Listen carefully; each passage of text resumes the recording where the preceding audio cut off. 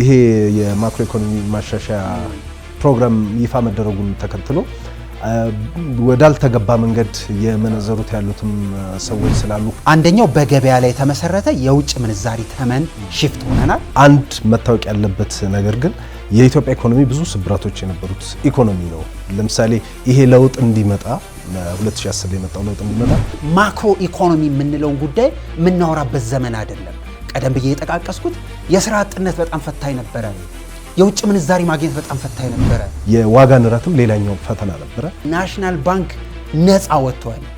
የመቆጣጠር አቅሙ በጣም ከፍ ብሏል ብዬ አምናለሁ። የተረጋጋ ማክሮ ኢኮኖሚና ጤናማ ኢኮኖሚ መፍጠር ከተቻለ ውድነቱን ለመቀነስ በጣም ያግዛል። እነዚህ ሁሉ ተሰብስበው ነው እያንዳንዳችን ቤት ውስጥ ያለውን ነገር ለመቀነስ ያግዛል ተብሎ የሚታመነው።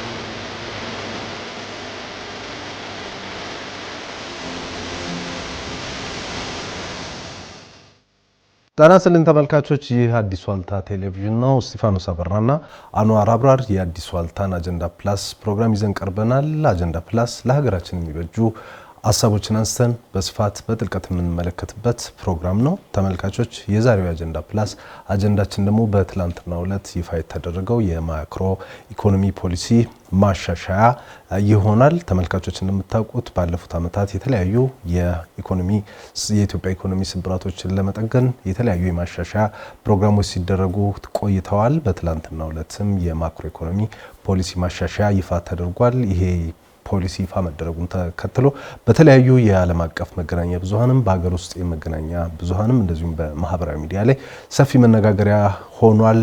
የማክሮ ኢኮኖሚ ፖሊሲ ማሻሻያው ምን ማለት ነው? ትርጉሙ በውስጡስ ምን አይነት ጉዳዮችን ይዟል? የሚሉትን ጉዳዮች አንስተን በስፋት እንነጋገራለን። ተመልካቾች፣ ይህንን ፕሮግራም እናንተም እንድትከታተሉት በአክብሮት እንጋብዛለን። ፕሮግራሙን በአዲስ ዋልታ ቴሌቪዥን ላይ በአዲስ ዋልታ ኤፍኤም 105.3 ላይ እንደዚሁም በአዲስ ዋልታ የተለያዩ ማህበራዊ ትስስር ገጾች ላይ ታገኙታላችሁ። ለማንኛውም አጀንዳ ፕላስ የዛሬውን አጀንዳ ይዞ ከመሸጋገሪያ በኋላ ይመለሳል። እንደ ሁሉ ጊዜው ይህ አዲስ ዋልታ ቴሌቪዥን ነው። ይህ አጀንዳ ፕላስ ነው። ተመልሰናል ተመልካቾች። በአዲስ ዋልታ ቴሌቪዥን በአዲስ ዋልታ ኤፍኤም 105.3 እንደዚሁም በአዲስ ዋልታ የተለያዩ ማህበራዊ ትስስር ገጾች ላይ የአዲስ ዋልታን አጀንዳ ፕላስ እየተከታተላችሁ ትገኛላችሁ። ፕሮግራሙን እንድትከታተሉ እኔም አንዋርም በአክብሮት እንጋብዛለን። አንዋር፣ እንዴት ነህ? ሰላም እስጢፋኖስ። ሁሉ ሰላም አለን። የትላንት አመሻሽ ላይ ጠቅላይ ሚኒስትር አብይ ይፋ አድርገዋል የዚህ የማክሮ ኢኮኖሚ ማሻሻያ ፕሮግራም መግለጫንና ከሱ በኋላ እንግዲህ ነገሩ በጣም መነጋገሪያ ሆኗል። የዓለም አቀፍ መገናኛ ብዙሃንም ይህንን ሀሳብ በስፋት እያነሱት ተገኝተዋል። በየሀገር ውስጥ መገናኛ ብዙሃንም እሱም በሰፊው እያነሱት ይገኛሉ። ከዛ በተጨማሪ ደግሞ ከኢትዮጵያ ከብድር ማግኘት ጋር በተገናኘ አንዳንድ ተስፋ ሰጪ ነገሮች እንደመጡም እየተነገረ ይገኛል። የብሔራዊ ባንክም ዛሬ የባንኩ ገዢ ማሞ ምህረቱ ዛሬ ጠዋት ላይ የብሔራዊ ባንክም አዲስ ማሻሻያን ይፋ ማድረጉ ይታወቃልና ምንድነው እስቲ ጠቅላላ አድርገን በመጀመሪያ እንግለጽ። ምክንያቱም ይሄ የማክሮ ኢኮኖሚ ማሻሻያ ፕሮግራም ይፋ መደረጉን ተከትሎ ወዳልተገባ መንገድ የመነዘሩት ያሉትም ሰዎች ስላሉ ከአንድ ጉዳይ ጋር ብቻ የሚያገናኙትም ሰዎች ስላሉ እስቲ ምንድነው የሚለውን ነገር በመጀመሪያ እንየው። ለኢትዮጵያስ ኢኮኖሚ ያለው ትርጉም ምንድነው? ኢትዮጵያን ወደሚቀጥለው የከፍታ ፈተናዎች ቢኖሩትም ወደሚቀጥለው ኢኮኖሚ እድገት ደረጃ ይዞ ይሄዳል የሚልም ሀሳብ ሲነሳ ነበርና ጠቅለል ያለውን ሀሳብ አንስተን ከዛ ወደ ዝርዝር ነገሮች ደግሞ እንገባለን። ሁለት በጣም ወሳኝ ነገር ነው። ተመልካቾቻችንም አድማጮቻችንም ይሄ ፖሊሲ ማሻሻያ በኢትዮጵያ ሂስትሪ ትልቅ የኢኮኖሚ እጥፋት ተደርጎ መታሰብ አለበት። ዘ ኢንታየር ሂስትሪያችን ኢኮኖሚያችን የምንመራበት መንገድ በሙሉ በጣም ኮንሰርቫቲቭ በጣም ብዙ ነገሩ ወግ አጥባቂ የሆነ አሁን ደግሞ ፕራግማቲስት የሆነ ወይ ደግሞ ተራማጅ የሆነ ወይ ደግሞ ከሁኔታ ጋር የተስማማ ከዘመን ጋር የተስማማ መንገድ እንደሆነ ቢያስቡልኝ በጣም ደስ ይለኛል። ሁለተኛው በዘ ኢንታየር ላይፋችን ናሽናል ባንክ ልክ ትልልቅ ሀገሮች ላይ እንዳለው ኢንዲፔንደንት መሆን ጀምሯል። የመንግስት ተጽዕኖ የመንግስት ሀብት የሚባሉ ጉዳዮች ማንም መጥቶ ምንም ነገር የሚጠይቀው መሆኑ አቁሟል። ሶ ኢንዲፔንደንት ነው። ሁልጊዜ አንድ ሀገር ለማደግ ፕራዮርሊ ብሔራዊ ባንኳ ነፃ ከሆነ ፖሊሲ ያወጣል፣ የሚፈልገውን ገንዘብ ይቆጣጠራል፣ ሀገሩን ወደሚፈልገው መንገድ ይመራል ተብሎ ይታመናል። ሶስተኛ ናሽናል ባንክ 24 ሰዓት ማለት የሚሰራ ተቋም ወደ መሆን እየተቀየረ ነው። 24/7 ለጋዛ አዳይ ካምፓኒዎች ብቻ የተሰጠ ነበረ። አሁን ናሽናል ባንክ እንደዛ ሆኗል። መግለጫ ለመስጠት የግድ ጧት እስኪነጋ አይጠበቅበት። ምክንያቱም ኢትስ ኦል አባውት ኢኮኖሚ። የሚተኛ ኢኮኖሚ ያስፈልግም፣ የሚንቀሳቀስ ኢኮኖሚ ያስፈልግም። እነዚህ ሁሉ የናሽናል ባንክ ትልቁ ተቋም ለውጥ ነው ብዬ አምናለሁ። እዚህ መግለጫ ላይ በጣም ጥቃቅን ጉዳዮችን ብናነሳ ደስ ይለኛል። ወደ ኋላ ዘርዘር ያለ ነገር ስለሚኖር የብሔራዊ ባንክ ገዢ ማሞ ምህረቱ መጀመሪያ ጠቅላይ ሚኒስትር አብይ አህመድ እንደ ትናንት አመሻሽ ላይ አጠቃላይ የማክሮ ኢኮኖሚ ማሻሻያ ብለው የሚታሰበውን 4 ዋና ነገር ወደ ኋላም ወደፊትም ሄደው ዘርዘር ያለ በጣም በጥንቃቄ የተጻፈ ነገር ነው ያነሱልን። አንደኛው ቀደም ብለን እንዳልከው አንድ ጉዳይ ላይ ብቻ እንድናወራ ሆነ እንጂ 4-5 ወሳኝ ጉዳዮች ነበሩት። አንደኛው በገበያ ላይ የተመሰረተ የውጭ ምንዛሪ ተመን ሽፍት ሆነናል። ሁለተኛው በወለድ ምጣኔ ፊክሴሽን ባንኮች በግድ ብሔራዊ ባንክ ጋር የሆነ ገንዘብ ካላስቀመጡ በስተቀር ገንዘብ ኢኮኖሚ ማንቀሳቀስ አይችሉም የሚባለውን ነገር ነው እንደሱ ሳይሆን ብሔራዊ ባንክም ኢትዮጵያ ውስጥ ያሉ ባንኮችን በሙሉ ይገበያዩ በወለድ ምጣኔ ሆነ። ሶስተኛው ፊስካል ደግሞ ፖሊሲ ከታክስ ጋር የተገናኘ ወጪን በመቀነስ እዚህ ጉዳይ ላይ ካስተዳደር ጋር የተገናኘ እነዚህ ሁሉ ነገሮች ተጠቅለው ጠቅላይ ሚኒስትር አብይ አህመድ ትናንት መግለጫ ከሰጡ በኋላ ጠዋት ወይ ደግሞ ሌሊት ላይ የብሔራዊ ባንክ ገዢው ማሞ ምህረቱ ደግሞ ከሱ የተቀዳ ዘርዘር ያለ መመሪያ ነው የወጣው። አሁን የኢትዮጵያ ኢኮኖሚ እነዚህ ሁለት ትልልቅ ምዕራፎች ላይ ይዞ ነው የሚራመደው። ወደ ውስጥ እንገባለን፣ ወደ ኋላ መለስ እንላለን። እነዚህ ዋና ጉዳዮች ግን ሰሞኑን ትናንትም ዛሬም የተሰሙት የተነገሩ እንግዲህ ዝርዝር ነገሮቹ እንዴት ይፈጸማል ምን አዳዲስ ነገሮችን ይዟል የሚሉትን ነገሮች በቀጣይም የብዙ የተብራሩ ነገሮች በሚመጡበት ጊዜ በተከታታይ ፕሮግራሞቻችን ላይ ለማንሳት እንሞክራለን። አንድ መታወቅ ያለበት ነገር ግን የኢትዮጵያ ኢኮኖሚ ብዙ ስብራቶች የነበሩት ኢኮኖሚ ነው። ለምሳሌ ይሄ ለውጥ እንዲመጣ 2010 ላይ የመጣው ለውጥ እንዲመጣ ምክንያት ከሆኑት በርካታ ምክንያቶች መካከል ሌሎች ነገሮች እንዳሉ ሆነው የኢኮኖሚ ስብራቶች እንደሆኑ ይታወቃል። አንድ ነገር ጀምረን አብራርተን ብንቀጥል በጣም ደስ ይለኛል። አጠቃላይ ስማቸውን ካስተዋልክ ማክሮ ኢኮኖሚክ ማሻሻያ ነው። ብዙ ተመልካቾች ብዙ አድማጮች በደንብ እንዲረዱት ማክሮ ኢኮኖሚ ማለት በደንብ እንድንረዳው ብዙ ነገር የያዘ አንድ ስያሜ ነው። አንደኛው ስራ አጥነት ምንድን ነው? ሁላችንም ቤት አላንኳኳም ወይ? የስራ አጥነትን ለመቀነስ የሚደረግ ትልቅ የፖሊሲ እርምጃ ነው። መቼም ስራ አጥነት ያልነካው ሰው አለ ብለን አናስብ። ሁለተኛው የዋጋ ውድነት አልተቸገርንም? ስንፈተን አይደል ያለነው? ዛሬ ጠዋት ሱቅ ሄደን ማታ ዋጋው እየጨመረ አልተቸገርንም? ሁለተኛው ጉዳይ እሱ ነው። ሶስተኛው የብድር የመክፈል መጠናችን ምን ያህል ነው? እንደ ሀገር ደግሞ ብዙ ብድር አለብን። እሱ የመክፈል መጠናችን አሪፍ ሆኗል አልሆነም? ሌላኛው የውጭ ምንዛሪ ችግር የለብንም? ብዙ ነጋዴ ብዙ አስመጪ ኤልሲ ክፈት ዝጋ ሲባል ሁላችንም የውጭ ምንዛሪ እንፈልጋለን። እነዚህ ተጠቅለው ነው ማክሮ ኢኮኖሚ ማሻሻያ የሚባሉት ለማለት እውነት ነው። ጥሩ ሐሳብ ነው የጨመርክበት። እንግዲህ የኢትዮጵያ ኢኮኖሚ ብዙ ስብራቶች ነበሩበት። ይሄ ለውጥ የመጣበትም አንደኛው ምክንያት እነዚህን የኢኮኖሚ ስብራቶች መጠገን ያስፈልጋል በሚል ሐሳብ እንደሆነ ይታወቃል። እንግዲህ የዛ ሪፎርም ባለፉት ዓመታትም ይሄንን የዚህ የኢትዮጵያን ኢኮኖሚ ስብራቶች ለማከም የተለያዩ ጥረቶች ሲደረጉ ነበረ። የሱ አካል ነው። ብዙ ሰዎች ይሄ የማክሮ ኢኮኖሚ ማሻሻያ ፖሊሲ ወይም ደግሞ ቅድም እጥፋት ብለህ ያልከው ነገር በስሜት የመጣ ድንገት የመጣ ተደርጎ ይታሰባል።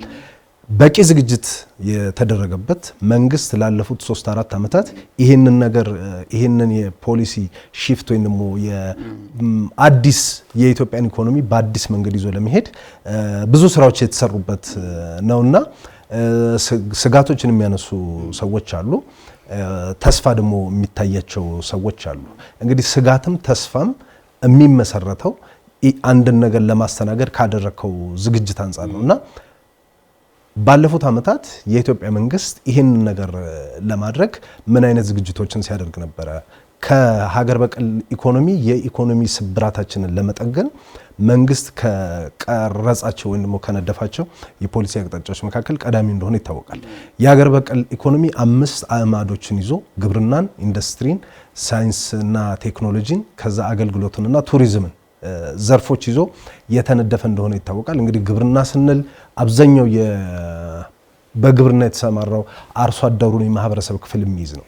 አምራችነትን ስንል ደግሞ ከምርታማነት ጋር በተገናኘ ኢትዮጵያ ታምርት እየተባለ ሲደረጉ የነበሩ ንቅናቄዎችን እናያለን። ወጣቶች በተለይ ከቴክኖሎጂ ጋር በተገናኘ ቱሪዝም ላይ ባለፉት ዓመታት ሲሰሩ የነበሩ የቱሪስት መዳረሻ ስፍራዎችን የምናስታውሳለን እና በቂ ዝግጅት አልተደረገም። ይህንን መደላድል ለመፍጠር የኢትዮጵያን ኢኮኖሚ ከነበረበት ስብራት ጠግኖ ወደ አዲስ ምዕራፍ እንዲሄድ እና ይሄ አሁን የመጣው የማክሮ ኢኮኖሚ ፖሊሲ ማሻሻያው ዝግጅት አልተደረገበት ማለት ይቻላል። 6 ዓመት ነው የፈጀው ዝግጅቱ። 6 ዓመቱ ተብሎ ሲጀመር ለውጡ ሲመጣ ጠቅላይ ሚኒስትር አብይ አህመድ ወደ ቤተ መንግስት ሲመጡ ካዝናቸው ባዶ ነበር ማለት ማኒታሪ ፖሊሲ ረን ማድረግ የሚቻልበት ዘመን አልነበረም። ደሞዝ በአግባቡ መክፈል የማይችል ኢኮኖሚ ነበር የተረከብነው። ኪስህ ባዶ ነው። ማኒታሪ ፖሊሲ የሚባል ጉዳይ ማውራት በጣም ከባድ ነው። ኦሊኖል ማክሮ ኢኮኖሚ የምንለውን ጉዳይ የምናወራበት ዘመን አይደለም። ቀደም ብዬ የጠቃቀስኩት የስራ አጥነት በጣም ፈታኝ ነበረ። የውጭ ምንዛሪ ማግኘት በጣም ፈታኝ ነበረ። ለደሞዝ የምታገኘው ገንዘብ በጣም ከባድ ነበር። ስለዚህ የመጀመሪያ የቤት ስራ ሃሁ ብለህ እዚህ ጉዳይ ላይ የምትሰራው ማክሮ ኢኮኖሚ ጉዳዩ ማረጋገጥ፣ እሱን ለመፍጠር ነው። $3 ቢሊዮን ሲመጣ ወደ ካዝናችን ሲመጣ ረገብ ሲል ኢንቨስትመንት ለመጨመር የሚደረገው ጥረት ሲሄድ ትልልቅ የእርሻና የመስኖ ፕሮጀክቶች ሲያድጉ እነዚህ ሁሉ ባይዞ የማክሮ ኢኮኖሚክ ኢፌክት ናቸው። እሱ ጋር ከመምጣቴ በፊት በትክክል ባለፈው 6 ዓመታት ትልልቅ የኢኮኖሚ ወይ ደግሞ ማክሮ ኢኮኖሚ እጥፋት ተብሎ የተሰየሙ የፖሊሲ ዝግጅቶች ሲደረጉ ከዛ በፊት ይሄ ሀገር እንዴት ነበር ሲራመድ የነበረው፣ እንዴት እዚህ ጋር መጣን የሚለውን ትንሽ ላንሳል። ይኸውልህ 2010 ላይ ወይ ደግሞ ከዛ በፊት የነበረው መንግስት ልማት እድገት የሚባለውን ጉዳይ አመጣለው የሚልበት መንገድ የፋይናንስ ሞዴሉ ብድርን መሰረት ያረገ ብቻና ብቻ ነበር። ካልተበደርክ አታድግም የሚል አጓጉል መንገድ ነበር። ኢትስ ኦኬ ተበደር፣ ብድርን ግን ውጤታማ የማድረግ ደግሞ ኃላፊነት አለብህ። ነገር ግን ፋይናንሱ የመጣውን ፋይናንስ በብድር የሚመጣው ፋይናንስ አብዛኞቹ የመንግስት የልማት ድርጅቶች ላይ ይቀመጥና እነዚህ የመንግስት የልማት ድርጅቶች የሚሰሯቸው ፕሮጀክቶች ኦልሞስት ኦል በሚባል ደረጃ አቅመቢስ ነበሩ፣ መመራት አይችሉም ነበር፣ ኢፌክቲቭ አልነበሩም። ይሄ ምን አመጣ? አጠቃላይ ፕሮጀክት አስተዳደር ብቃት ማነስ ስለነበረ ገንዘቦቹ ኦሬዲ ፕሮጀክቱ ላይ ስለፈሰሱ ምን አመጣ? የኢኮኖሚውን ወደ አላስፈላጊ ጫና ውስጥ ከተተው ናው። እሱን ለመቀነስ እነዚህ ፖሊሲዎች መሰናዳት ተጀመሩ ብዬ አምናለሁ። ናው የስራ አጥነት ቁጥር እንዴት ይጨምር እንዴት ይቀንስ ትልቁ ፍሬምወርክ ነው። እሱን ለመመለስ በኢንስቲትዩሽን ነው shift የተደረገው። የስራና ክህሎት ሚኒስትር የተቋቋመው ባይዞ ማክሮ ኢኮኖሚ ለመፍታት ነው። እያንዳንዳችን ቤት ከዩኒቨርሲቲ ተመርቆ የሚመጣ ኢትዮጵያዊ፣ እያንዳንዳችን ሰፈር ስራ አጥተው የሚሰቃይ ኢትዮጵያዊ በሙሉ እንዴት ወደ ሙያ ወደ ክህሎትና ወደ ዓለም አቀፍ ገበያ እንክተተው የሚል ኢንስቲትዩሽን ተቋቁሞ የኢትዮጵያ ዩኒቨርሲቲዎች በየዓመቱ አስመርቀው ወደ ገበያ የሚከቱት 3 ሚሊዮን ወጣት ነው። በዚህ ዓመት ብቻ የኢትዮጵያ ኢኮኖሚ የኢትዮጵያ ስራ ፈጠራ 3.8 ሚሊዮን ነው። ከሚያመርተው በላይ መዋጥ የሚችል ኢኮኖሚ ነው የተሰራው። ይሄ አንዱ የስራ አጥነት ጉዳይ፣ አንዱ የማክሮ ኢኮኖሚክ ማሻሻያ። ሁለተኛውን ላንሳልህና እየጨማመርን እንሄዳለን። የዋጋ ውድነት። በፊት የዋጋ ውድነት የሚባለውን ጉዳይ የምንፈታበት መንገድ ቀደም ብዬ እንዳልኩ የብድር ላይ ብቻ የተመሰረተ ስለሆነ ብድሩም በጣም ብዙ ኮሜርሻል ስለነበረ ወይ ደግሞ የወለድ ምጣኔው ከፍ ያለ ስለሆነ ምን ሰራቸው ነገሮች በሙሉ ውጤታማ አልነበሩም። ያኔ የኑሮ ውድነቱ በጣም ጣራ እያነካ ነው። እሱም እንዴት ይገታ? ፕራዮርሊ ስራ የተሰራው ወደ መሬት ወርደን ፕራዮርሊ ወደ ገጠር ሄደን የምናመርተው ነገር በጨመርን ቁጥር የዋጋ ውድነት ምክንያቱም ትሪክል ዳውን ኢፌክት አለው። ከገጠር ጀምረ የምታመርተው ነገር ከተማ ላይ ኢፌክት አለው ነው። በዚህ ዓመት ከነበረበት የዋጋ ውድነት ደረጃ ወደ 23% ነው ዝቅ ያለው። በቂ አይደለም፣ የተሰራ ነው። 10% እና ከዛ በታች እንዲሆን እንጠብቃለን። ይሄ ማክሮ ኢኮኖሚ ተብሎ የሚነገረው ሶሻል ሚዲያ ላይ መገናኛ ብዙሃን ላይ የምትሰሟቸው መንግስት ጠቅላይ ሚኒስትሩ ማሞ ምህረቱ ማክሮ ኢኮኖሚ ላይ ማሻሻያ አደረጉ የሚባሉት እያንዳንዳችን ቤት ያለውን ሌማት እና እያንዳንዳችንን ልጆች ስራ ማጣትና ማግኘት ላይ እጣፈንታ የሚወስድ እንግዲህ ተመልካቾች ምናልባት በጣም ዝርዝር የሆነ ነገር ውስጥ ብዙዎቹ ቴክኒካል ነገሮች ስለሆኑ ዝርዝር ነገሮች ውስጥ ገባችሁ እንዳይሉን ምንድነው ወደኋላ ትንሽ መለስ ለማድረግ ትላንት መንግስት አዲስ የማክሮ ኢኮኖሚ ማሻሻያ ፕሮግራምን ይፋ አድርጓል። ማክሮ ኢኮኖሚ ሲባል እንግዲህ እንደ ቅድም እንደጠቀስከው የአንድ ሀገር ከታች ከሚባለው አይነት የኢኮኖሚ እንቅስቃሴዎች ናቸው። የኢትዮጵያ ኢኮኖሚ ደግሞ ከዚህ በፊት እንደምናውቀው ኢትዮጵያ በብዙ ነገሮች ዝቅተኛ ደረጃ ላይ የምትገኝ ሀገር ነች፣ እውነታውን የምንቀበል ከሆነና ኢኮኖሚው ብዙ ስብራቶች ነበሩበት። ያ ስብራት መጠገን አለበት። ያን ስብራት ደግሞ ለመጠገን የተለያዩ እንቅስቃሴዎች የተለያዩ ጥረቶች ሲደረጉ ነበረ ባለፉት 5-6 ዓመታት። ያ ያስፈለገበት ምክንያት ትላንትና በጠቅላይ ሚኒስትሩም በመልእክታቸው ላይ እንዳስቀመጡት 2010 ላይ የተረከቡት የኢትዮጵያ ኢኮኖሚ ብዙ ችግሮች ብዙ ስብራቶች ነበሩበት። አንደኛው ከፍተኛ የሆነ የብድር ጫና ነው። እንግዲህ በ20 ምናምን ቢሊዮን ዶላር የብድር ዕዳ የነበረበት የአጠቃላይ ምንድነው ከጂዲፒው ከፍተኛውን ቁጥር የሚይዝ ዕዳ ጫና የነበረበት ኢኮኖሚ ነው።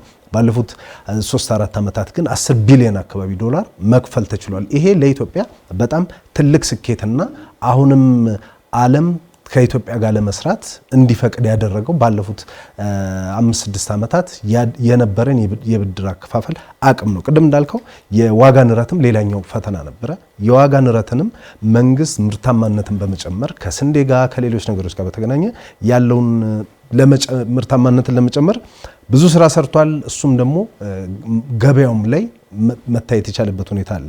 ሌላው ስራ አጥነት ነው። ቅድም እንዳልከው ስራ አጥነትን ለመቅረፍ በተለይ ከዚህ በፊት ባልተለመዱ የኢኮኖሚ ዘርፎች እንደ ሳይንስና ቴክኖሎጂ አይነት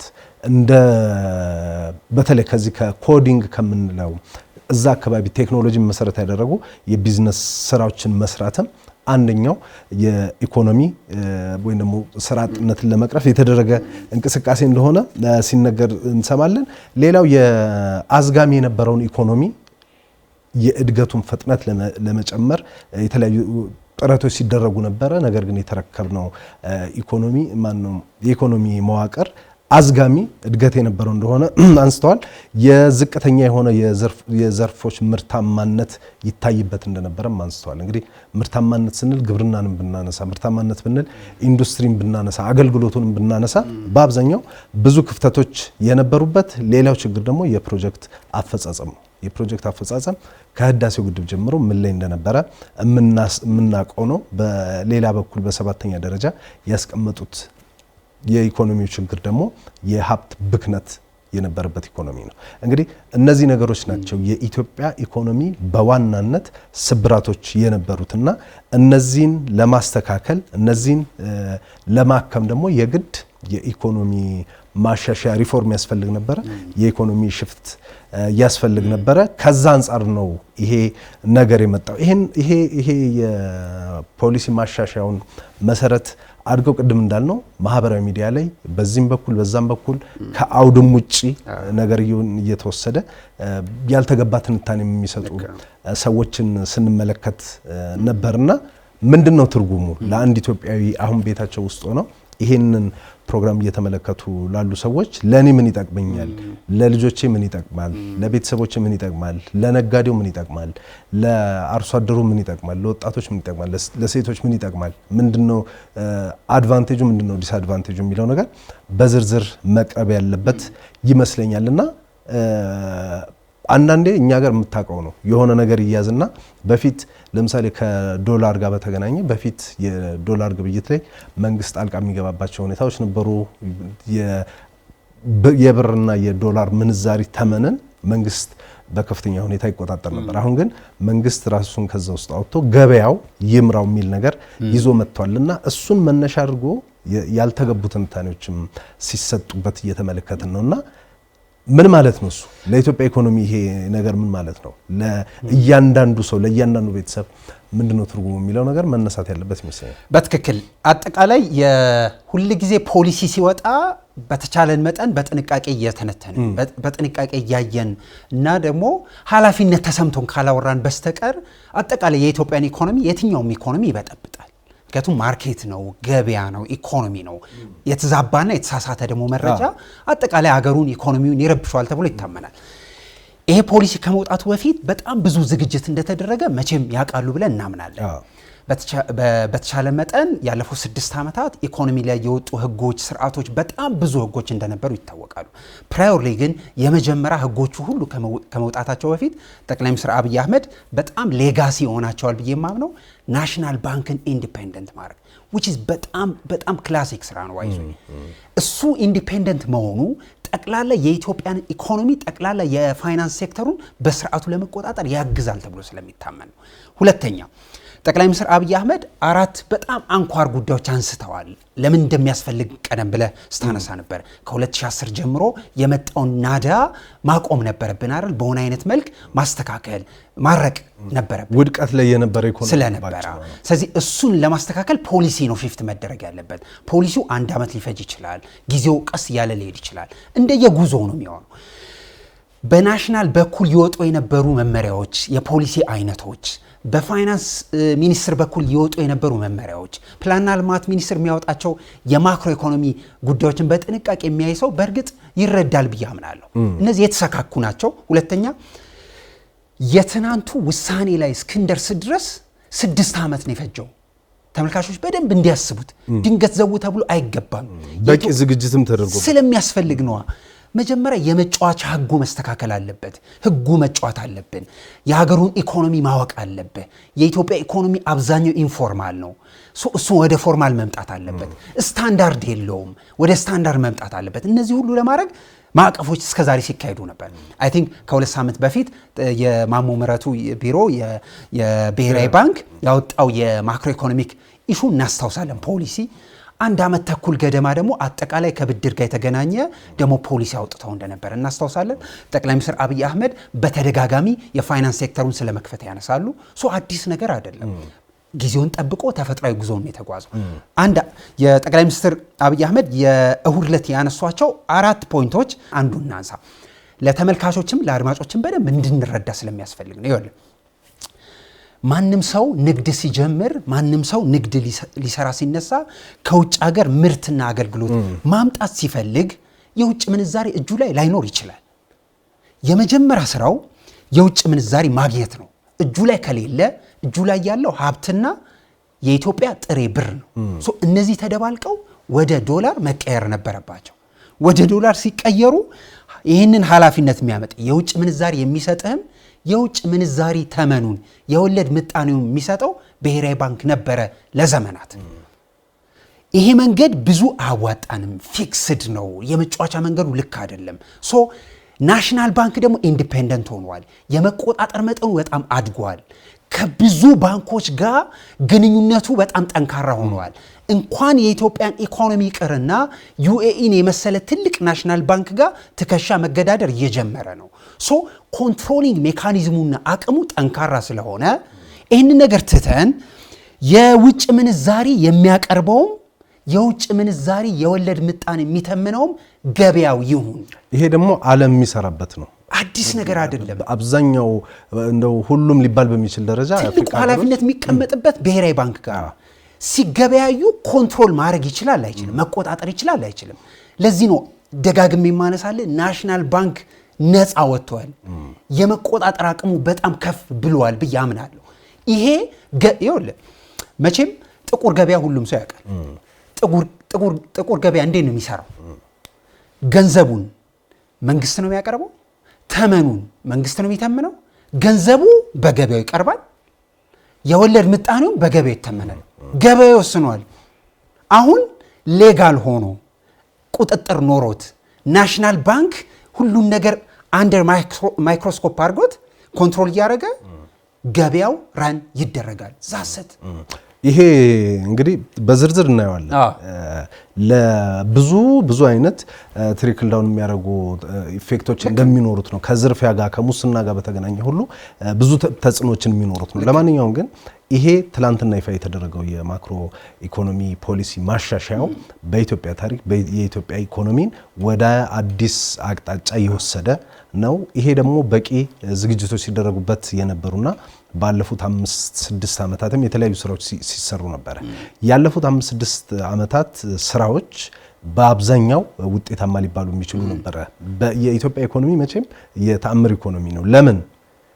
የሰሜኑን ጦርነት የሚያክል በጣም ግዙፍ የሆነ ኪሳራ በሀገራችን ላይ ያመጣ ጦርነትን ተሻግሮ የኮቪድን የመሰለ በዓለም አቀፍ ክራይሲስ የፈጠረን አጋጣሚ የተሻገረ የሩሲያና የዩክሬን የመሰለ የዓለምን የግብይት ስርዓት ያዛባ የመካከለኛው የጋዛን ጦርነት የመሰለ የዓለምን ኢኮኖሚ ያዛባ የችግሮችን የተሻገረ ኢኮኖሚ ነው።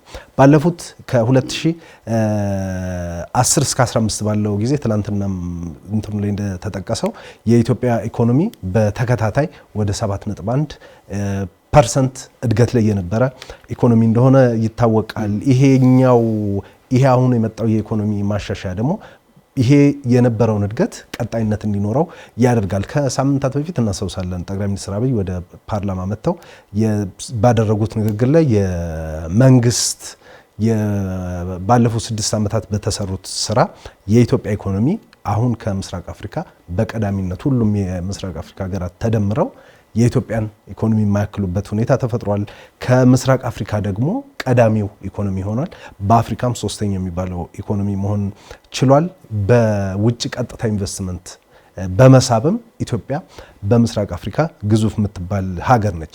ይሄ ያላት የእድገት ተስፋ ነው። አሁን ከአበዳሪዎችም የኢትዮጵያን በተለይ ይሄ ሀገር በቀል ኢኮኖሚ የምንለውን መደገፍ አለብን፣ የኢትዮጵያን ኢኮኖሚ ወደ ተሻለ ሁኔታ ወይም ወደ ተሻለ ምዕራፍ ያሸጋግራል የሚል ነገር ሲያነሱ ነበርና እኔ ቁልፉ ጉዳይ ያለው የሀገር በቀል ኢኮኖሚ የሚለው ጋር ነው ብዬ ነው የማምነው። 2 ምዕራፎች አሉት። ትናንትና እዚህ የፖሊሲ ማስፈጸሚያ መግለጫው ላይም ሲነሳ ነበረ። ያለፉት በመጀመሪያው ምዕራፍ የሀገር በቀል ኢኮኖሚ ማስፈጸሚያ ላይ በርካታ ስኬቶች ተገኝተዋል ብሏል። አሁን ደግሞ ሁለተኛ የሀገር በቀል ኢኮኖሚ ማሻሻያ ፕሮግራም ይመጣል ነው። እሱን ለመደገፍ ነው እንግዲህ ኢትዮጵያ ብድር እየፈለገችው። ይህንን ብድር ለማስፈጸም ደግሞ ኢትዮጵያ ባለፉት ዓመታት ስትሰራቸው የነበሩት በርካታ ስራዎች አሉ።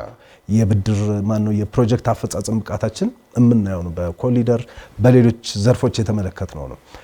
የእውቀት የልምድ የሀሳብ ብዙ ችግር ያለብን ሰዎች አይደለንም። አሁን ባለው ሁኔታ ላይ በአገር በቀል ኢኮኖሚ ማሻሻያ ውስጥ ደግሞ እንደ አእማድ ተደርጎ የተቀመጡት በግብርናውም ብንሄድ ትልቅ ሀብት አለን። ኢንዱስትሪም ጋር ብንመጣ ትልቅ ሀብት አለን። ቱሪዝም ጋር ስንሰራ የነበረው ስራ አለ።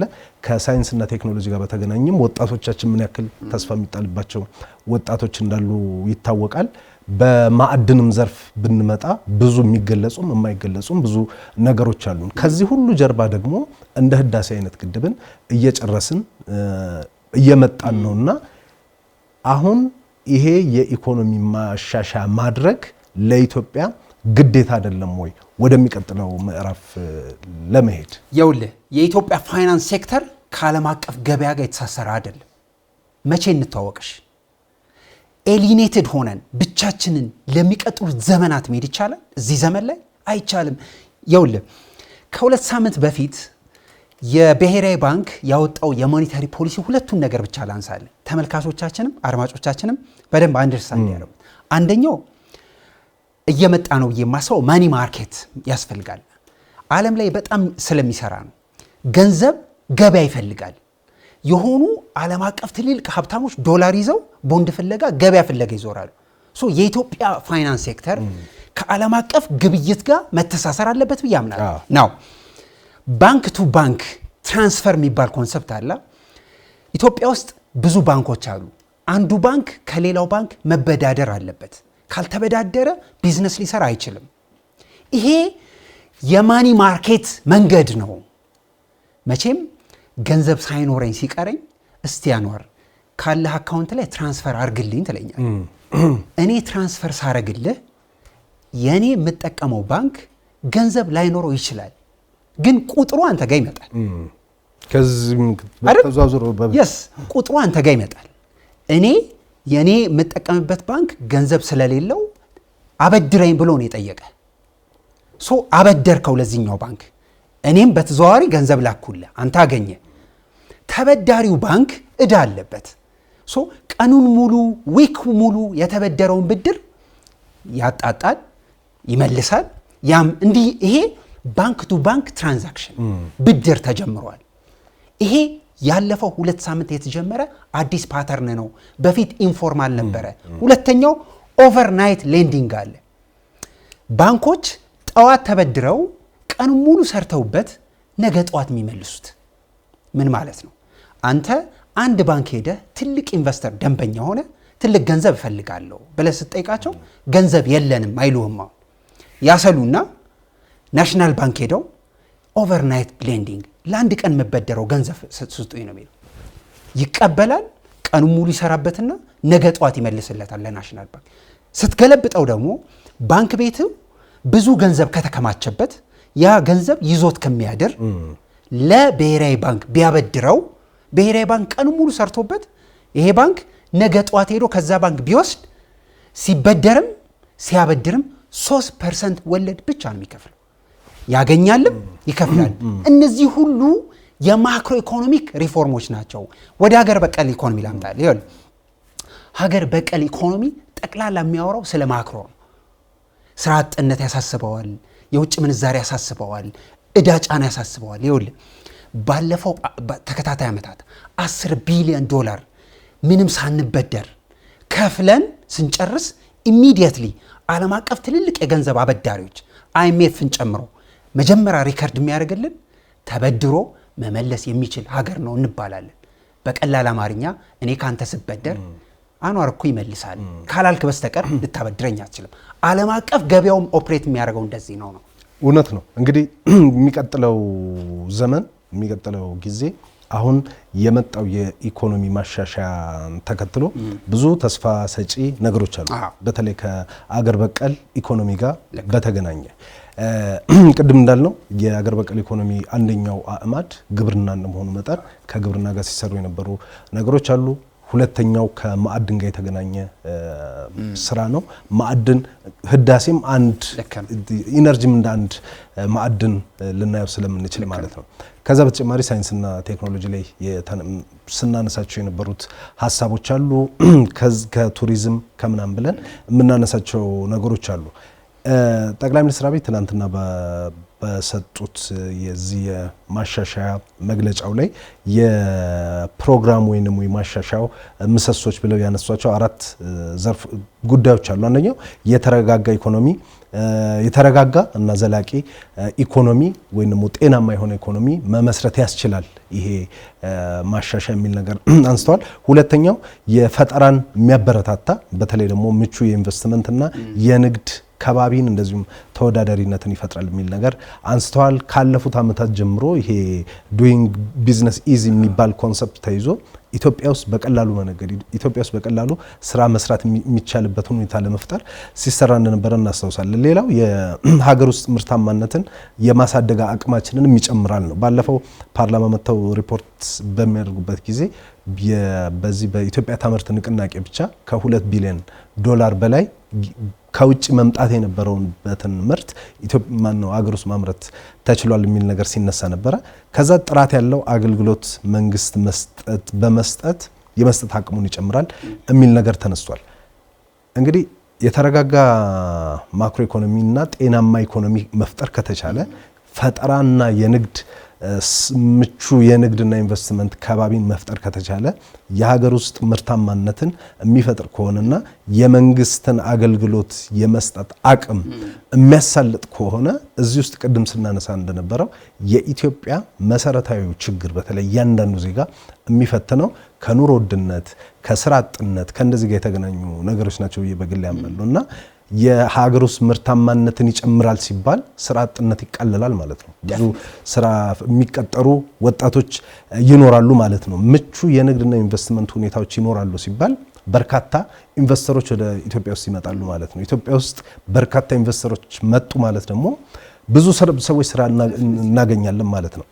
የንግድ ተወዳዳሪ እና ከባቢ ይፈጠራልም ሲባል ብዙ ሀሳብ ይዘው በተለይ ፈጠራ ላይ ያተኩራል የሚለው ነገር ለብዙ ወጣቶች ተስፋን የሚሰጥ ብዙ ሀሳብ ኖራቸው ነገር ግን በካፒታል እጥረት ስራ ውስጥ መግባት ላልቻሉ ሰዎች ትልቅ አቅምን የሚሰጥ ይመስለኛልና ብዙዎች ስጋትን ብቻ ነው ማንሳት ሲሰጉ ወይም ደግሞ የስጋቱን ፓርት ብቻ ነበረ ሲያነሱ የሚታየው። ምንም ነገር አብረን ካልቆምን፣ ምንም ነገር አብረን ተባብረን ካላገዝን የትኛውንም ችግሮች ልንሻገር የምንችልበት ሁኔታ እንደሌለ ይታወቃል። የኢትዮጵያ ኢኮኖሚ ትልቅ ነው።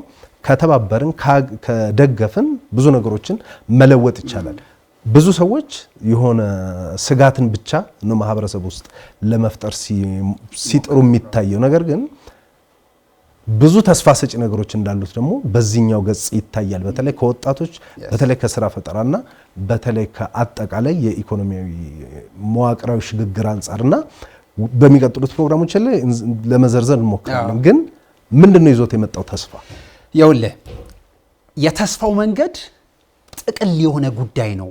ጥቅሉ ጉዳይ ሲፈታ ስራ አጥነትን ለመቀነስ የሚደረግ ትልቅ እርምጃ ነው። እዚህ ሀገር ላይ ስራ አጥነት ፔን ነው። የእያንዳንዱ ቤተሰብ የእያንዳንዱ ወላጅ ህመም ነው። እሱን የምንቀርፍበት ብዙ ዳይሜንሽን አለ፣ ቀዳዳ አለ። በመደበኛው አለ፣ በክህሎት አለ፣ በቴክኒክ አለ። ሁለተኛው ይኸውልህ ቀደም ብለህ ቅድም እግረ መንገድን ነካ አድርገህ አልፋል። የኮዲንግ ጉዳይ 5 ሚሊዮን ኮደርስ ለማሰልጠን እየሰራን ነው። ኮዲንግ የዚህ ዘመን ሀብት ማግኛ ብቸኛ መንገድ እየሆነ ነው። የመጪው ዘመን ዴፊኒትሊ አሁንም ነው እንጂ አሁንም ነው ዴፊኒትሊ። ይኸውልህ ኮዲንግ ላይ የምናሰለጥናቸው 5 ሚሊዮን ወጣቶች አሉ። ከ5 ሚሊዮኑ 100,000 ብቁ ተወዳዳሪ ከሆነ በእርግጠኝነት አሁን የምናወራው ገንዘብ ቀላል ነው። እዚህ ቁጭ ብሎ ሶፍትዌር እየሰራ እዚህ ቁጭ ብሎ ዳታ እየቀመረና ኮምፒውተር ጉዳዮች ጋር የተገናኘ የሚሰሩ ሰዎች በሙሉ ቁጭ ብለው ዶላር እያመጡ ነው። እነዚህን ማበርከት ማለት የውጭ እዳችንን ለመቀነስ የሚያግዘን ፎሪን ከረንሲ ይመጣል በቀላሉ። ሶ የኢትዮጵያ የገንዘብና የኢኮኖሚ ማቃለያ መንገዱ መልቲ ዳይሜንሽን ነው። ብዙ መንገድ አለ። ቀደም የጠቃቀስካቸው ግብርና፣ ወጣቶች፣ ስራ አጥነት እንዳለ ሆኖ ሁለተኛ ሁልጊዜ የኢኮኖሚ መንገድ የምትሄድበት መንገድ በተቻለ መጠን ገቢህን ጨምረ ወጪ የምትቀንስበት መንገድ እንዲሆን ይመከራል። የዋጋ ውድነት መቀነስ አለበት። የገንዘብ ፖሊሲ ማስተካከል አለበት። እነዚህ ሁሉ ሲጠቀለሉ ሁለት ትርፍ ያመጣሉ፣ ተስፋ ይሰጡኛል። አንደኛው ብድር መክፈል አቅምህን የሚያይ ዓለም አቀፍ ትልልቅ ተቋምና ዓለም አቀፍ ሀብታም በኢኮኖሚክስ ቋንቋ ኢኮኖሚክ ሬቲንግ ይባላል። ምን ማለት ነው? የኢኮኖሚህን ጤንነት መሰረት ተደርጎ ብድርን መክፈል ችልሃል ማለት ነው። ጤንነቱን የጠበቀ ይዘህ ሄደ ብድርን ከከፈል ትልቅ ትርፍ ነው። ሁለተኛው ዓለም አቀፍ አበዳሪ፣ ዓለም አቀፍ ኢንቨስተር አሁን ወደ ኢትዮጵያ የመምጣት ተስፋ ይጨምርለታል። ሶስተኛ በንግድ ስርዓቱ ላይ ቀደም እንዳልከው በጣም ኔጌቲቭ ነገሩ በጣም የሚያተኩረው በምንድነው በገበያው ይተመናል የተባለ የውጭ ምንድነው ግብይቱ እሱ ነው። ይኸውልህ እንደውም እሱ ጋር ትንሽ ፖለቲካ ማድረግ የሚፈልጋሉ ሰዎች ያሉ ይመስለኛል። ልክ ነህ። እንግዲህ ምን ትርፍ እንዳለው አንድ ነገር ላንሳለህና ወደ እሱ ትሄዳለህ። ለምን መሰለ? ንግድ ላይ የተሰማራ በሙሉ ኢትዮጵያዊ፣ እያንዳንዳችን ቤተሰብ ያለ ኢትዮጵያዊ ጠይቁት። ምንድነው ባንክ ሄዶ የሚጠይቀው? ፎሪን ከረንሲ የውጭ ምንዛሪ ነው የሚጠይቀው። 6 ወር ጠብቅ ይባላል። ምክንያቱም የለንማ፣ ኬት እናመጣለን? የኛ የቁጥጥር ሜካኒዝማችን በጣም ካደገ ናሽናል ባንክ ጠንካራ ሆኖ ፖሊሲ ማኔጅ ማድረግ ሲጀምር ራሱን ማስተዳደር ሲችልና እንኳን ሀገር ውስጥ ከውጭ የሚመጡትን የመቆጣጠር ጉልበቱ በጣም ስላደገ አሁን 6 ወር የሚጠብቅበት ምንም ምክንያት የለም። ገበያው ተከፍቷል። ሄደህ ገበያን አግኝተህ ስራ መስራት ትችላለህ። እዚህ ሁሉ ነገሮች ውስጥ ግን ብሔራዊ ባንክ እንደ ሴፍ ጋርድ ቆሞ ያያል። ስትስት ይቆጣጠራል፣ ሲበላሽ ያየዋል።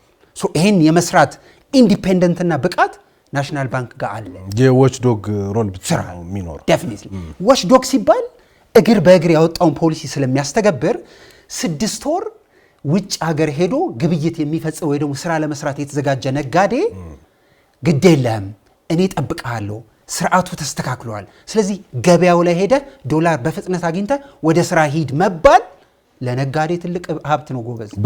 በጣም መረሳት። ከዛ በተጨማሪም ይዟቸው የሚመጡት ነጋዴ ደግሞ ስራውን በአግባቡ ሰራ ማለት ከቅድም ካልነው የስራ አጥነት ክፍተት ጋር በተገናኘም ይዞት የሚመጣው ነገሮች አሉ። ምንድነው? ለማንኛውም ስኬቶቹ ምንድናቸው? ይሄ ፖሊሲ ተግባራዊ በሚደረግበት ጊዜ ምን አይነት ነገሮች ይዞ ይመጣል የሚለውን ነገር ሲነሳ በዋናነት የኢትዮጵያ ኢኮኖሚ በተረጋጋ መሰረት ላይ እንዲቆም ያደርገዋል።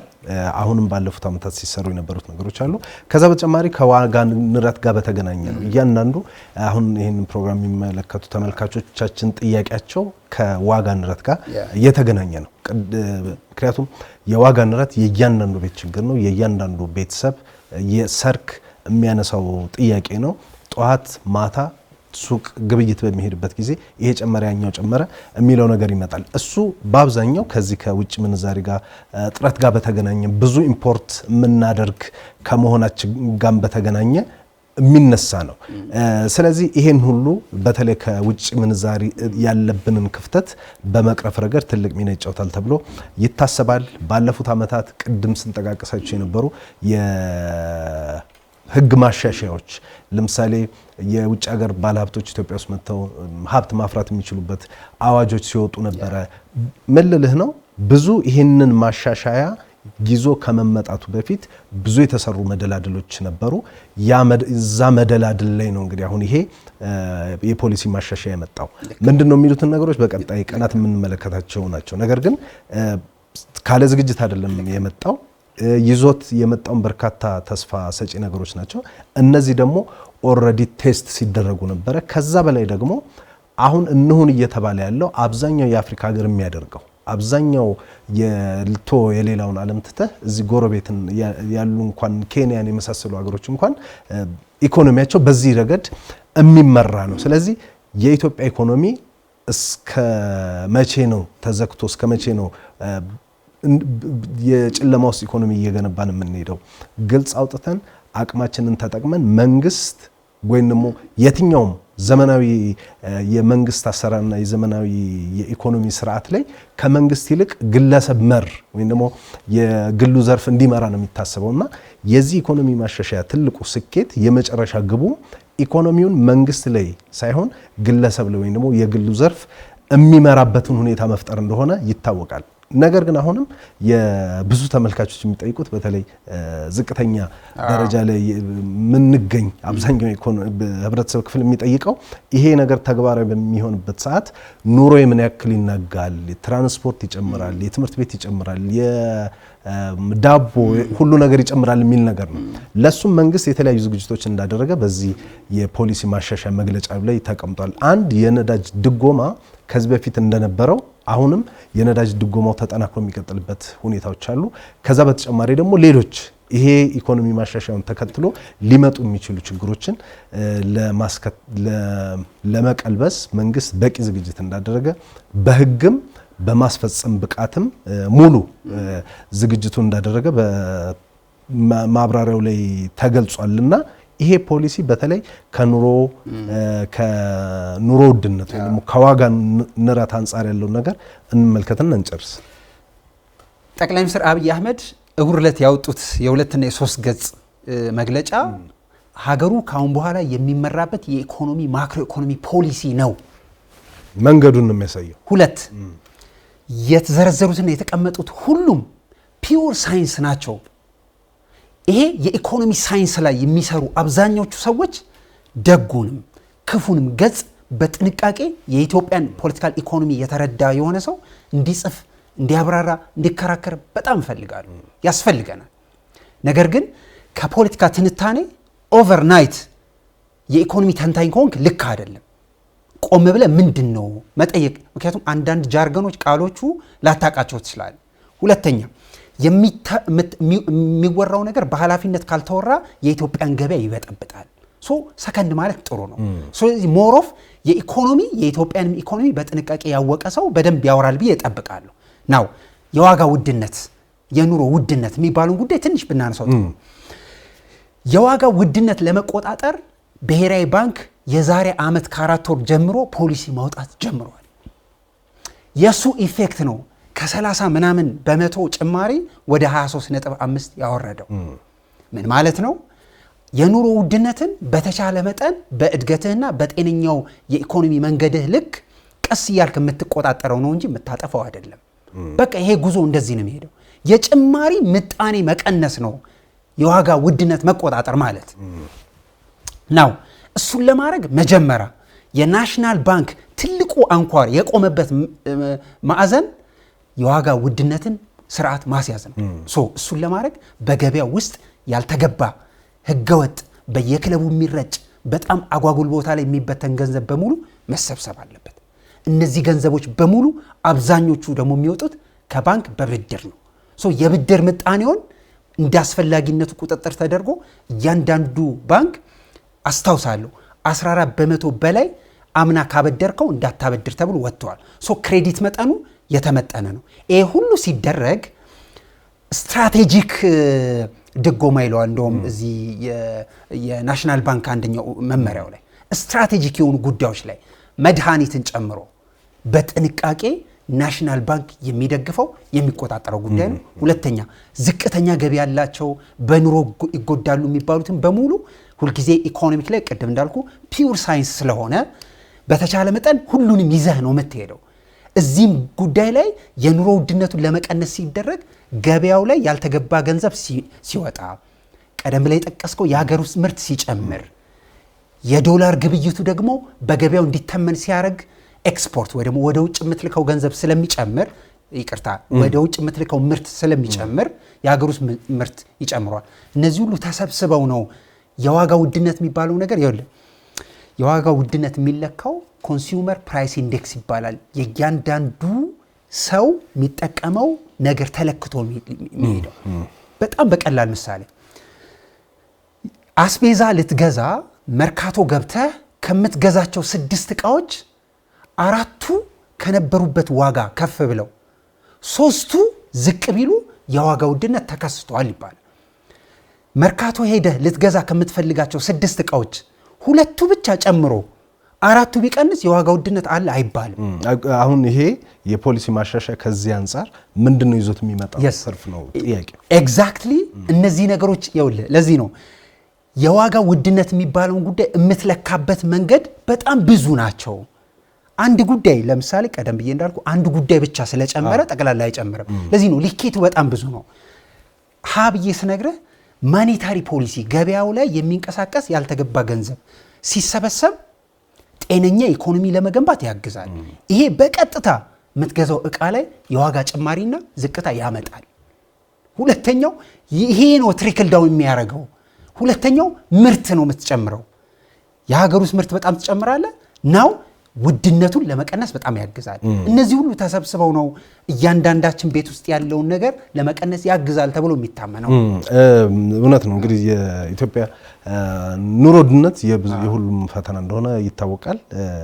እኔ እንኳን ማለት ፈልጌ የነበረው ብዙ ሰዎች ቅድም ስለህ እንደነበረው ማህበራዊ ሚዲያ ላይ የዚህን የኢኮኖሚ ማሻሻያ አሉታዊ በሆነ መንገድ ለማንሳት ሲሞክሩ ስለተመለከትኩ ዝርዝር ነገሮቹ መውጣታቸው እንደተጠበቀ ሆኖ ይሄ መንግስት በቂ ዝግጅት ያደረገበት በተለይ ደግሞ በዋናነት ትኩረቱም የዋጋ ንረትን መቆጣጠር እንደሆነ የተለያዩ ባለሙያዎች ሲጽፉም ተመልክቻለሁ።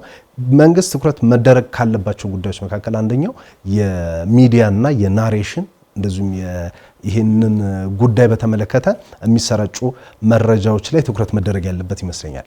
ወቅታዊ መረጃዎች በየቶሎ መለቀቅ ያለባቸው ይመስለኛል። ካሁኑ አንዳንድ የሀገር ውስጥ መገናኛ ብዙሃን ጭምር ይህንን ነገር ባልተገባ መንገድ ባልተገባ ሁኔታ ለመቃኘት ሲሞክሩም እየተመለከትኩ ነበርና እኔ እስከሚገባኝ ድረስ የፖሊሲ ማሻሻያውን ተከትሎ የሚመጡ ብዙ ተስፋ ሰጪ ነገሮች አሉ። ለረጅም ጊዜ ድርድር ሲደረግባቸው የነበሩ በተለይ ከአይኤምኤፍ ጋር በተገናኘ የሚመጡ ብድሮችም አሉ በተለያየ ደረጃ ወይም በተለያየ እርከን ማለት ነው። እንዲህ አይነት አበዳሪ ድርጅቶች ደግሞ የብድር በሚፈቅዱበት ጊዜ የሚፈልጓቸው የኢኮኖሚ ሪስትራክቸር እንዲደረግ የሚፈልጓቸው ነገሮች አሉ። መንግስት እናስታውሳለን ጠቅላይ ሚኒስትር አብይ ባለፈው የፓርላማ ቆይታቸው ላይ እኛም እነሱም አስቸጋሪ ስለሆኑ የኢትዮጵያን ብሔራዊ ጥቅም በማይነካና የኢትዮጵያን ኢኮኖሚ ላይ ጫና በማይፈጥር መልኩ ድርድር እያደረግን ነው ሲሉ እናስታውሳለንና ዛሬም የአይኤምኤፍ ቦርድ ስብሰባ ያደርጋል። ከቀናት በፊትም በርካታ የዓለም አቀፍ መገናኛ ብዙሃን ሲዘግቡ እንደነበረው ብድር ዋስትና ኢትዮጵያ በቅርቡ የብድር ዋስትናን አግኝታለች ከፓሪስ ክለብም ከቻይና መንግስትም እና የኢትዮጵያ ኢኮኖሚ መሰረታዊ ችግሮች ከነበሩት አንዱ የውጭ ምንዛሪ እጥረት ነው። የውጭ ምንዛሪ እጥረት አንድም ሊቀረፍ የሚችልበት መንገድ ደግሞ እንዲህ አይነት በብድር ነው። የትም ዓለም እንደሚያደርገው አሜሪካም ትበደራለች፣ ቻይናም ትበደራለች፣ ኬንያም ትበደራለች፣ ሁሉም ሀገር ይበደራልና እኛም ይህንን ብር ወይም ደግሞ ይህንን ብድር የምናገኝበት ሁኔታ ከመጣ በተለይ ቅድም ደጋግመን ስናነሳ ከነበሩ የአገር በቀል ኢኮኖሚ ጋር በተገናኘ ይዞት የሚመጣው በረከት ከፍተኛ ይመስለኛል። ስለዚህ ምን ይነግረናል ይሄ ብድር መምጣት? ከሚዲያዎች ውስጥ አንጻር ምን መደረግ አለበት የሚለውን ነገር እናንሳና ብንጨርስ ጥሩ መሰለኝ። የብድር ማግኘት ነገሩ ሁልጊዜ ከሱ በላይ ማንም ሰው ይበደራል፣ ማንም ሀገር ይበደራል። ከሱ በላይ በጣም ጥሩ አቺቭመንት ነው ብዬ የማምነው ብድር የመክፈል አቅም እንዳለ አምኖ የሚመጣና የሚያበድር ሀገርና ትልልቅ ተቋም መኖሩ ትልቅ ትርፍ ነው። ሁልጊዜ የመበደር መጠንን የሚጨምረው የመክፈል ነገር ጠንካራ ሲሆን፣ ያለፈው 6 ዓመታት ብድር የመክፈል ነገራችን ጠንካራ ስለሆነ ነው አበዳሪዎቹ እኛ ደጃፍ ላይ የሚመጡት። እሱ በጣም በጣም ኢኮኖሚካሊ ስፒኪንግ ትልቅ ትርፍ ነው ተብሎ ስለሚታሰብ፣ ምክንያቱም ኢኮኖሚ ጤነኛ መሰረት ላይ አለ ማለት ነው። ኢኮኖሚ ጤነኛ መሰረት ላይ ካለ ብድር መክፈል ችላል ማለት ነው። ብድር መክፈል ከቻል ለማበደር የሚዘጋጅ ብዙ ሰው አለ። ዓለም አቀፍ የአንድ ሀገር የመበደር ኢንዴክስ ወይ ደግሞ አመላካች አለ። የኛ ሻል ብሏል። ሁሉም ኢንቨስተር እኛን ለማበደር ይሯሯጣል። ምክንያቱም ሀብት፣ ኢንቨስትመንት፣ ኢኮኖሚ እንዳለ ገብቶታል። ሁለተኛው በጣም ትልቅ ትርፍ ነው ብዬ የማምነው ሁል ጊዜ መነሳት አለበት ብዬ የምገምተው ኢንቨስትመንት ቀደም ብሎ ለማንሳት እንደሞከርከው የኢትዮጵያ ፎሪን ዳይሬክት ኢንቨስትመንቱ ጨምሯል። የዚህ ትርፍ ነው ባይዞ ሁልጊዜ የመበደር መጠን ጠንካራ ሲሆን፣ የመክፈል ነገር ጠንካራ ሲሆን፣ ትልልቅ ተቋማት ሲመጡ ኢን አዘር ዌይ ኢንቨስተሮች ነው የሚመጡት። ኢንቨስተሮች መምጣታቸው አይ ቲንክ ኢንቨስትመንቱን ከፍ ያደርገዋል። እነዚህ ሁሉ ተሰብስበው የኢትዮጵያን ኢኮኖሚ በጣም በጥሩ ገጽ ላይ እንዲገኝ ያደርገዋል ብዬ አምናለሁ። እንግዲህ የብሉምበርግን ዜናም ስመለከት በተለይ የኢትዮጵያ ዊንስ ፋይናንሻል አሹራንስ ብሎ ባለፈው ሳምንት ኢትዮጵያ ያገኘችውን የብድር ዋስትና ሲጠቅስ ከፓሪስ ክለብ ወደ 23 የሚጠጉ ሀገራትን በውስጡ የያዘ ከነ ቤልጅየም ከነ ዴንማርክ ምናምን እያልን የምንዘረዘራቸው እነ ጀርመን እነ ደቡብ አፍሪካን ጨምሮ ማለት ነው እና የቻይናን ጨምሮ እነዚህ ሀገራት ለኢትዮጵያ የብድር ዋስትና በሚሰጡበት ሰዓት የሚመለከቷቸው ነገሮች አሉ። አንደኛው የመንግስትን አቅም ነው። መንግስት ሰርቶ ይመልሳል ወይ ደግሞ ይህን የምናበድረው ነገር ያገኛል ወይ ነው። ሁለተኛ የኢትዮጵያ ኢኮኖሚ የኢኮኖሚውን ጤናማነት ነው። ስለዚህ የኢኮኖሚያችን ጤናማ እንደሆነ ተከታታይ ግምገማዎችን አድርገው ተረድተዋል ማለት ነው።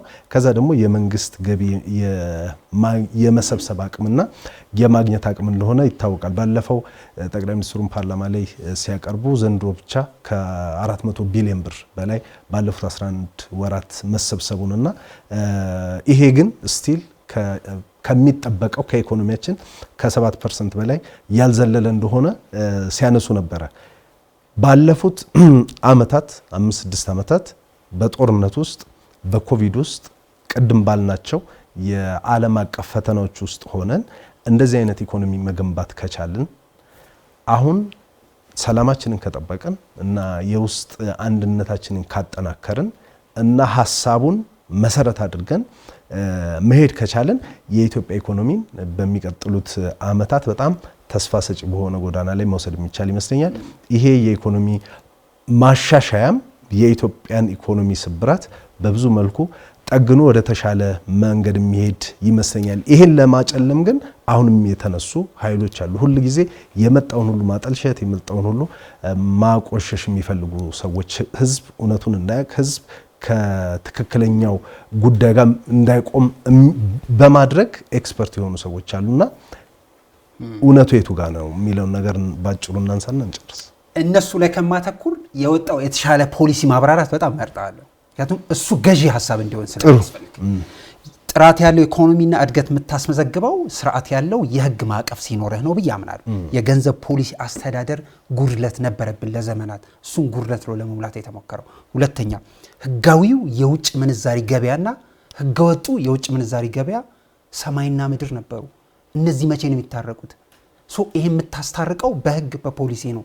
አሁን የመጣው እሱ መስመር ነው። ይህን ፖሊሲ በኢኮኖሚክ ሳይንስ በደንብ ማብራራት ያስፈልጋል ብዬ አምናለሁ። ሶስተኛው የመንግስት ገቢ መጨመር። ቅድም እንዳልከው 2010 ላይ የመንግስት የውጭ የገቢ መሰብሰብ መጠኑ በጣም ደካማ ነበረ። ዓለም አቀፍ ትልልቅ ኢኮኖሚዎች ያንተን ጤነኛ ኢኮኖሚ እንዳለ የሚያረጋግጡልህ ገቢ የመሰብሰብ መጠን ጥሩ ሲሆን ነው። እሱ ተለክቷል ማለት ነው። አራተኛው በተቻለ መጠን የሀገሩን የዋጋ ውድነት የሚባለውን ጉዳይ በፖሊሲ መመለስ ስትችል ያኔ ዘመንን ራስ መስራት ትችላል።